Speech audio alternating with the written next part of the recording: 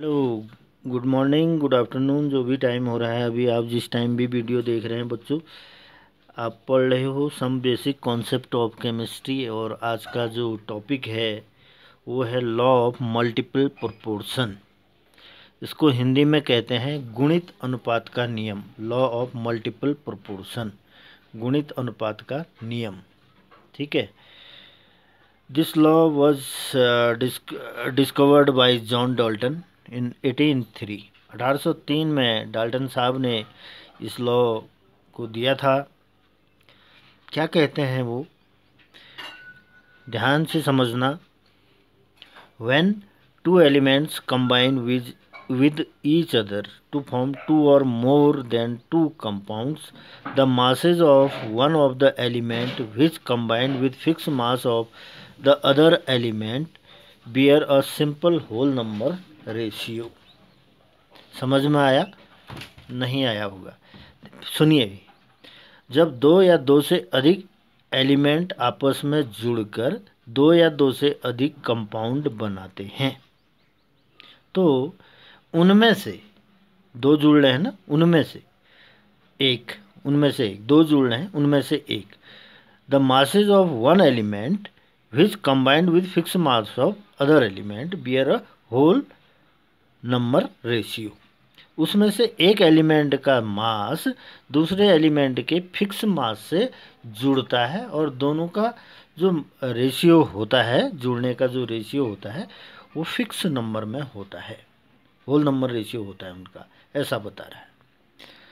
दो या दो से अधिक एलिमेंट जब आपस में जुड़ते हैं तो दो या दो से अधिक कंपाउंड बनाते हैं। उनमें से एक एलिमेंट का फिक्स मास दूसरे एलिमेंट के फिक्स मास से जुड़ता है और उनके दोनों के जुड़ाव में कॉम्बिनेशन में एक होल नंबर रेशियो होता है, bear a simple whole number ratio.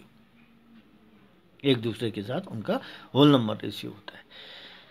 ये तो लॉ दिया था उन्होंने। अब एक एग्जाम्पल से ये क्लियर होगा, ध्यान से देखना। For example, carbon and oxygen combined with each other to form carbon monoxide and carbon dioxide. देखो, कार्बन और ऑक्सीजन दो एलिमेंट, अलग अलग एलिमेंट हैं, अलग अलग एलिमेंट जुड़ रहे हैं, यहाँ पर दो कंपाउंड बना रहे हैं। एक बन रहा है कार्बन मोनोऑक्साइड, दूसरा बन रहा है कार्बन डाइऑक्साइड। डेफिनेशन भी वही है, जब दो या दो से अधिक एलिमेंट आपस में जुड़ते हैं तो दो या दो से अधिक कंपाउंड बनाते हैं। यहाँ पर दो कंपाउंड बन रहे हैं। ठीक है, अब समझिए। इन कार्बन मोनोऑक्साइड के केस में 12 part of carbon, 12 parts by mass of carbon combine 16 part of oxygen. इस केस में 12 भाग कार्बन के जुड़ रहे हैं, 16 भाग ऑक्सीजन के, तब जाके CO बन रही है, कार्बन मोनोऑक्साइड। CO2 में क्या हो रहा है? In carbon dioxide 12 parts by mass of carbon combine with 32 parts by mass of oxygen. 12 भाग कार्बन के जुड़ रहे हैं, 32 भाग ऑक्सीजन के। ठीक है, अब रेशियो निकालेंगे। Ratio of masses of oxygen which combine with fix mass of carbon, that is 12 part. एक एलिमेंट का फिक्स मास होता है, ऐसा बताया। उनमें से एक एलिमेंट का फिक्स मास होता है दूसरे के साथ, है ना। तो 12 भाग कार्बन के जुड़ रहे हैं, तो 16 रेशियो 32, दैट इज 1:2। 1 क्या है? It is a simple whole number ratio, which is a simple whole number ratio. एक एग्जाम्पल और देखिए, आपको समझ में आएगा। Similarly, copper and oxygen combine to form 2 oxide. Copper और ऑक्सीजन आपस में दो एलिमेंट हैं, आपस में जुड़ रहे हैं, दो ऑक्साइड बना रहे हैं या दो कंपाउंड बना रहे हैं। एक है red cuprous oxide, Cu2O, cuprous oxide बोलेंगे इसको, and black cupric oxide, CuO। ठीक है, अब रेड जो ऑक्साइड बन रहा है उसमें 16 पार्ट ऑक्सीजन के जुड़ रहे हैं Cu2 के साथ। मतलब कॉपर का जो मास होता है 63.5 होता है, इंटू 2 कर लोगे तो मतलब 16 part by mass oxygen combine with 63 in 0.5 into 2 parts by mass of copper. 16 भाग ऑक्सीजन के जुड़ रहे हैं Cu2 के साथ, जिसका मास होता है 63.5 इंटू 2। ठीक है। अब ब्लैक ऑक्साइड में CuO में वही 16 भाग जुड़ेंगे, 16 पार्ट्स ऑक्सीजन के जुड़ेंगे, कितने के साथ? Cu के साथ, केवल Cu के साथ, एक ही एटम है Cu का, तो एक एटम का मास कितना होता है? 63.5 पार्ट्स बाय मास।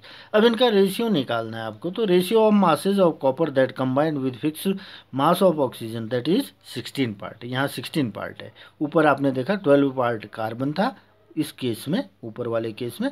इस केस में 16 पार्ट जो कि फिक्स है, कॉपर ऑक्सीजन जुड़ रहा है। पहले वाले में 63.5 है ना इंटू 2, और दूसरे वाले में 63 से, है ना। तो रेशियो आ जाएगा आपका 63.5 इंटू 2, रेशियो 63.5, और हम कह सकते हैं 2:1, which is a simple whole number ratio, जो कि एक सिंपल होल नंबर रेशियो है। आशा है कि आप समझ रहे होंगे इस बात को। अब एक क्वेश्चन कर लेते हैं, उसके बाद बात आगे होगी। अब जैसे यहाँ पर एक क्वेश्चन दिया है, hydrogen and oxygen are known to form 2 compound. Hydrogen और ऑक्सीजन मिलकर 2 कंपाउंड बनाते हैं। कहता है hydrogen content one of these is 5.93%।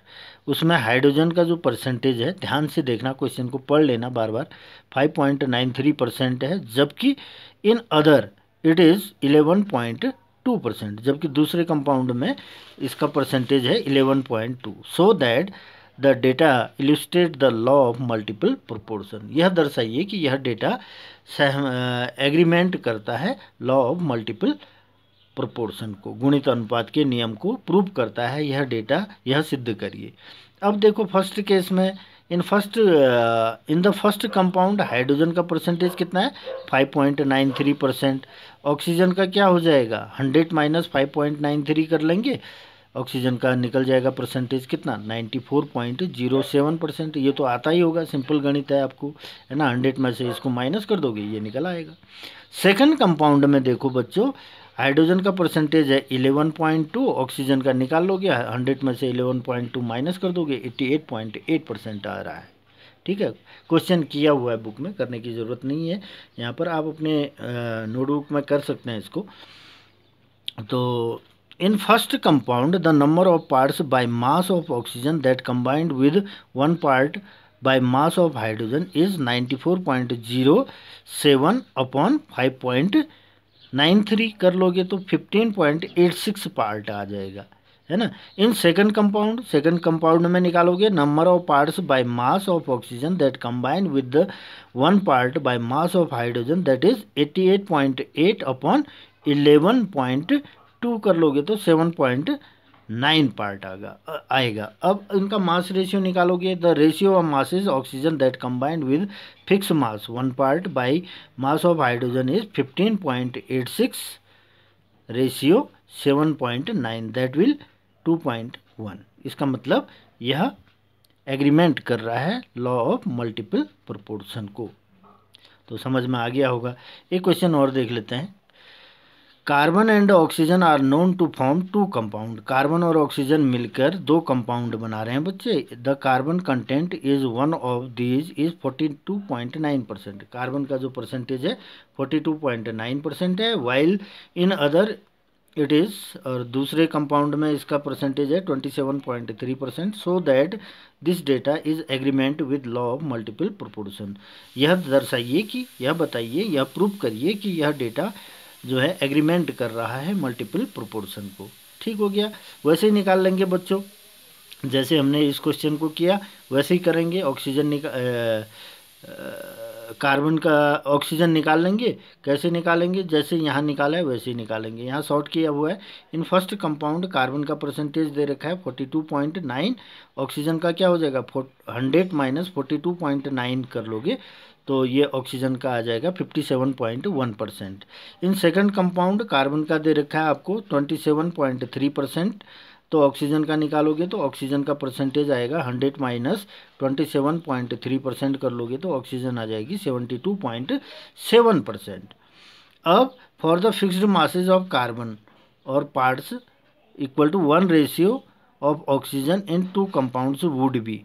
अब oxygen in first ratio second, first का जो रेशियो सेकंड के रेशियो से निकालोगे तो 57.1 अपॉन 42.9 रेशियो 72.7 अपॉन 27.3। थोड़ा शॉर्ट किया है, इसी चीज़ को किया गया है, शॉर्ट किया गया है।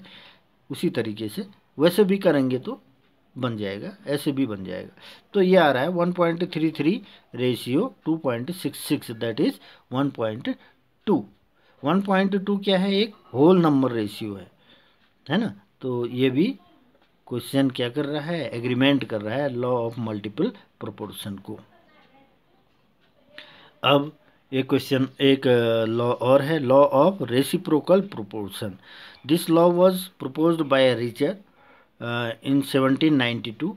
Law of reciprocal proportion states that, इसके अनुसार when two element combined separately, अब ध्यान से सुनना, जब दो एलिमेंट अलग अलग ढंग से जुड़ते हैं with fix mass of third element, अलग अलग ढंग से उनका मास जो है जुड़ता है तीसरे एलिमेंट से, देन तब क्या होता है, the ratio of their masses, उनका जो मास रेशियो है, इन विच दे डू सो, जिसमें ये जुड़ते हैं, आइदर सेम, या तो रेशियो सेम होता है, या सम होल नंबर मल्टीपल रेशियो होता है, जिससे कि वो एक दूसरे से जुड़ते हैं, ये कह रहा है।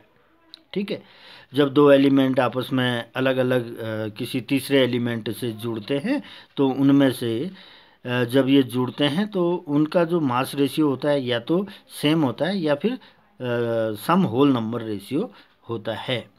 अब इसको समझने के लिए एक एग्जाम्पल मैं आपको समझाऊं। यहाँ पर एग्जाम्पल ध्यान से समझना क्या कह रहा है। This law be explained by considering the following example. Let us consider 3 elements, carbon, sulfur and oxygen.